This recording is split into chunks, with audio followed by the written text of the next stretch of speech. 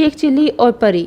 شیخ چلی اول درجے کے بیوقوف تو تھے ہی، سستی اور کام چوری میں بھی ان کا کوئی جواب نہ تھا۔ بیوی سے اکثر انبن رہتی۔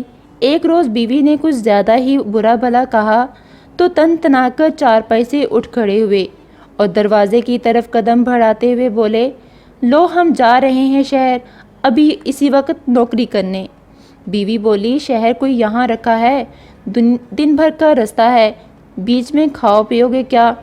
ذرا ٹھہر جاؤ، روٹیاں پکائی دیتی ہوں۔ پھر اس نے 7 روٹیاں پکا کر شیخ چلی کے حوالے کر دی۔ شیخ چلی چل پڑے۔ چلتے چلتے دوپہر ہو گئی۔ ایک کنواں نظر آیا، وہ اس کی مڈیر پر بیٹھ گئے۔ بہت زور کی بھوک لگی تھی۔ روٹیاں نکالی اور سر کھجاتے ہوئے بولے، 1 کھاؤں 2 کھاؤں کہ 7 کو کھا جاؤں؟ کنویں میں 7 پریاں رہتی تھی۔ انہوں نے جو یہ سنا تو ڈر گئیں۔ وہ سمجھی شیخ چلی ان کے بارے میں بات کر رہا ہے۔ ملکہ پری کنویں سے باہر آئی اور شیخ چلی سے بولی، تم کیوں کھانا چاہتے ہو 7 کو؟ بھوک جو زور کی لگی ہے، 1-2 سے کام نہیں چلے گا، اس لیے۔ شیخ چلی نے جواب دیا، اچھا اگر تم ہمیں نہ کھاؤ تو میں ایک ایسی چیز تمہیں دوں گی جو تمہیں کیا تمہارے خاندان بھر کو کبھی بھوکا نہ رہنے دے گی۔ پری بولی اور ہاتھ آسمان کی طرف بلند کیا۔ ہاتھ پر ایک دیگچی آ گئی۔ پری نے کہا، یہ دیگچی دیکھ رہے ہو؟ اس کے سامنے تم جب اور جس کھانے کا نام لوگے یہ اس سے بھر جائے گی۔ شیخ چلی بولے، روٹیاں تو ہیں میرے پاس، قورمہ مانگتا ہوں اس سے۔ دیگچی فوراً قورمے سے بھر گئی۔ شیخ چلی نے پیٹ بھر کر کھانا کھایا اور دیگچی بغل میں دبا کر چل دیے۔ شہر میں وہ ایک ہوٹل پر جا کے رکے اور دیگچی سامنے رکھ کر بریانی کی فرمائش کی۔ دیگچی بریانی سے بھر گئی۔ پھر زردے کی خواہش کی، وہ بھی مل گیا۔ انہوں نے جی بھر کر کھایا۔ ہوٹل کی مالکہ بڑھیا یہ سب دیکھ رہی تھی۔ اس نے شیخ چلی سے دیگچی کے بارے میں پوچھا۔ انہوں نے صاف صاف بتا دیا۔ بڑھیا نے چکنی چپڑی باتیں کر کے شیخ چلی کو رات ہوٹل میں ہی ٹھہرا لیا، اور جب وہ سو گئے تو پریوں والی دیگچی چرا کر اس کی جگہ ویسی ہی دوسری دیگچی رکھ دی۔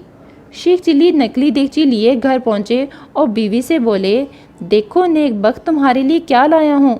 پھر انہوں نے دیگچی کے بارے میں بتایا اور مرغ مسلم کی فرمائش کی، مگر دیگچی خالی رہی۔ انہوں نے کئی اور کھانوں کے نام لیے مگر کچھ نہ ہوا۔ بیوی نے خوب مذاق اڑایا۔ وہ شیخ چلی کی بات پر یقین کرنے کو تیار ہی نہ تھی۔ آخر شیخ چلی غصے میں بولے، اچھی بات ہے، کل تم مجھے روٹیاں پکا کر دینا، میں پریوں کے پاس جاؤں گا اور دیگچی کی شکایت کروں گا۔ اگلے روز بیوی نے روٹیاں پکائی، شیخ چلی کو دے دیں اور شیخ چلی چل پڑے۔ کنویں پر پہنچ کر پھر بولے، 1 کھاؤں 2 کھاؤں کہ 7 کو کھا جاؤں؟ ملکہ پری باہر آئی اور بولی، تم پھر آگے ہمیں کھانے، کیا اب بھی کھانے کی کمی ہے تمہارے پاس؟ شیخ چلی کی شکایت پر دیگچی ان کی فرمائش پوری نہیں کر رہی۔ پری سوچ میں پڑ گئی، پھر بولی، خیر چھوڑو دیگچی کو، میں تمہیں ایک ایسا تحفہ دیتی ہوں کہ مالا مال ہو جاؤ گے۔ اس نے اپنا دایاں ہاتھ آسمان کی طرف بلند کیا۔ ایک سفید خوبصورت مرغی ہاتھ پر آ بیٹھی۔ پری نے مرغی شیخ چلی کی طرف بڑھاتے ہوئے کہا، یہ سونے کا انڈا دینے والی مرغی ہے، جب کہو گے تب سونے کا انڈا دے گی، اسے لے جاؤ اور اب ہمیں پریشان کرنے مت آنا۔ شیخ چلی نے خوشی خوشی مرغی بغل میں دبائی اور چل پڑے۔ وہ پھر اسی ہوٹل میں پہنچے۔ بڑھیا نے انہیں دیکھا تو فوراً قریب آئی، پوچھا، اب کیا تحفہ لائے ہو؟ شیخ چلی نے اسے نہ صرف مرغی کے بارے میں بتایا بلکہ تجربہ بھی کر کے دکھایا۔ بڑھیا بہت خوش ہوئی۔ اس نے شیخ چلی کو ہوٹل کے سب سے خوبصورت کمرے میں ٹھہرایا، خوب خاطر مدارت کی۔ رات کو شیخ چلی مرغی کی ٹانگ اپنی چارپائی کے پائے سے باندھ کر سو گئے۔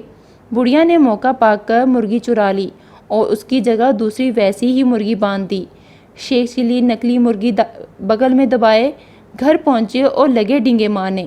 بیوی نے کہا، میاں سونے کا انڈا دکھاؤ گے تو یقین کروں گی۔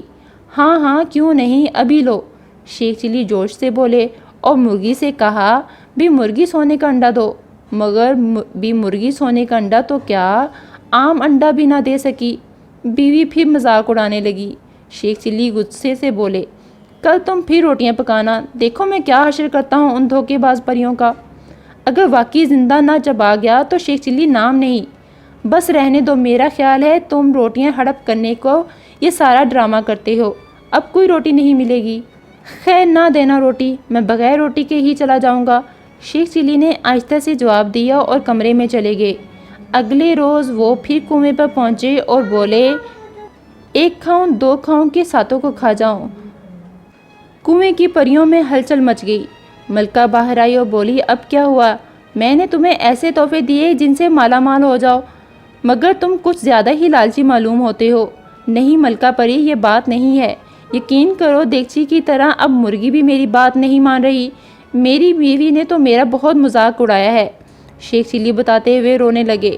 ملکہ پری سوچ میں پڑ گئی، پوچھا، یہ بتاؤ تم گھر جانے سے پہلے بھی دونوں چیزیں کہیں لے کر گئے ہو؟ شیخ چلی نے ہوٹل اور بڑھیا کے بارے میں بتایا۔ ملکہ پری سمجھ گئی، ساری شرارت بڑھیا کی ہے۔ اس نے آسمان کی طرف ہاتھ اٹھایا، ایک موٹا سا ڈنڈا اس کے ہاتھ میں آ گیا۔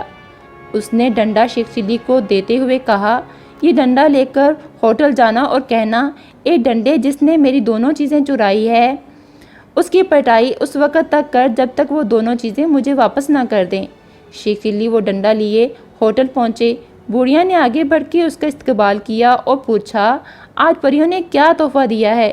شیخ چلی بولے، اے ڈنڈے، اور جس نے میری دونوں چیزیں چرائی ہیں اس کی پٹائی اس وقت تک کر جب تک وہ دونوں چیزیں مجھے واپس نہ کر دے۔ ان کے منہ سے یہ جملہ پورا ہوا تھا کہ ڈنڈے نے بڑھیا کی پٹائی شروع کر دی۔ وہ چیختی چلاتی پورے ہوٹل میں بھاگی پھر رہی تھی۔ ڈنڈا بھی مسلسل پیچھے لگا تھا اور دڑا دڑ پٹائی کر رہا تھا، اور وہ تب ہی رکا جب بڑھیا نے دونوں چیزیں شیخ چلی کو واپس کر دی۔ شیخ چلی ڈنڈا، مرغی اور دیگچی لے کر گھر پہنچے۔ اب دیگچی نے فرمائش کرنے پر کھانے بھی دیے اور مرغی نے انڈے بھی۔ دونوں میاں بیوی مالا مال ہو گئے اور عیش و آرام سے رہنے لگے۔